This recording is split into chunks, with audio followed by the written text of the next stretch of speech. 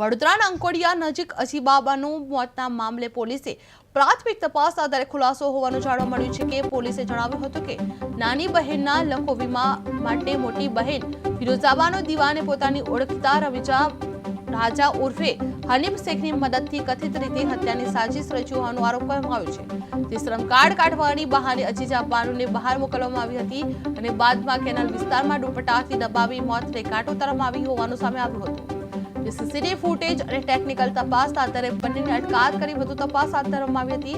જે અજીજાબાનુ હત્યા કેસમાં તપાસ આગળ વધી છે, જે વીમાને લઈને સાજિશના આરોપ સામે કરવામાં આવે છે, જે બહેન અને ઓળખીતાની પોલીસ અટકાયત કરવામાં આવી છે। સીસીટીવી ફૂટેજ તપાસના વેગ આપવામાં આવી રહ્યા છે।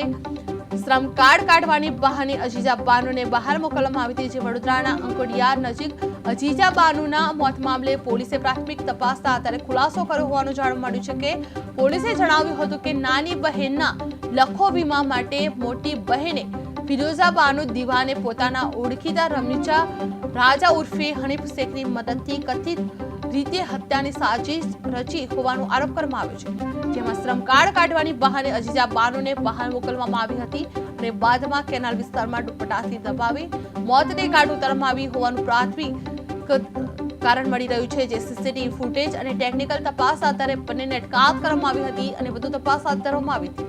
જે અજીજા બાનુના હત્યા કેસમાં તપાસ આગળ વધી હતી, જેમાં વીમાને લઈને સાજિશના આરોપ સામે આવી રહ્યા છે। બહેન અને ઓળખીતાની પોલીસ અટકાયત કરવામાં આવી છે અને સીસીટીવી ફૂટેજ તપાસનો વેગ આપી રહ્યો છે, જે તાલુકા પોલીસે પ્રાથમિક ખુલાસો જાહેર કરવામાં આવ્યો હતો।